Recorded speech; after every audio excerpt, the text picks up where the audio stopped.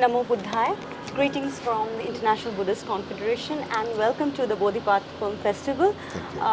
In this moment, I would like to ask you a few questions. The Buddha's teachings are more relevant than ever before. How do you think that films can portray these teachings, and how can film festivals like this help in propagating Buddhist values? Films are mostly, I would say, it's a very, very powerful medium. It penetrates human consciousness. It goes deep into the emotional body, in the subconscious. You dream. You speak like the films that you have watched. You use their jargons, attitude, emotions. So films could be, which is it is not, apart from very few films that you have probably showing. You're probably showing here. I know one of the films, The Cup. The Cup. Yeah. Insenarable. Who's another film I just watched recently called The Magician and the Traveler and the Magician. So very few films, I guess, who or filmmakers or producers, those who put the money in especially, filmmakers, they have actors, writers, directors and other technical crews. They are, I don't doubt their intentions, but I think the danger of film is also that it takes a lot of money to make a film. So when money comes in, it has a tendency to tip over the art part of it, the intent part of it. If the intent is pure and it comes from a place of greater good and one respects the fundamental definition of art, then there are possibilities that the great teaching of Gautama Buddha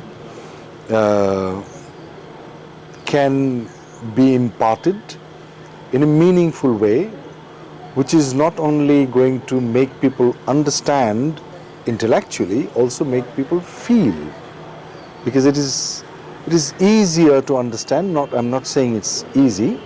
It's easier to understand concepts, but it's very difficult to.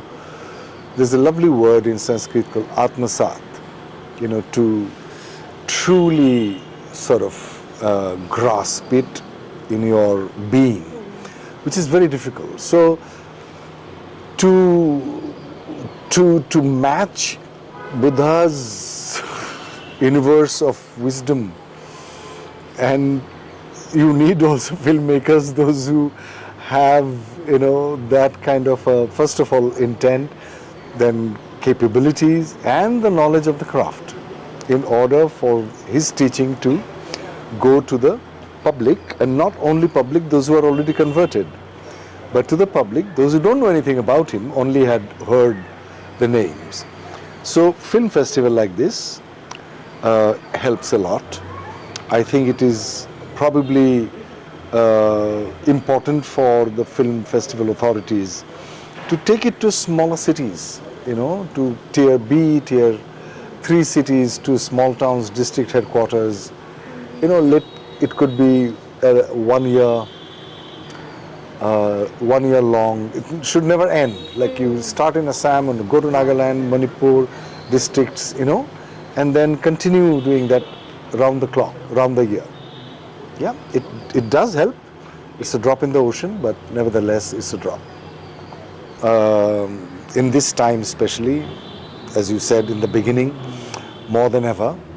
And I think it's a cycle.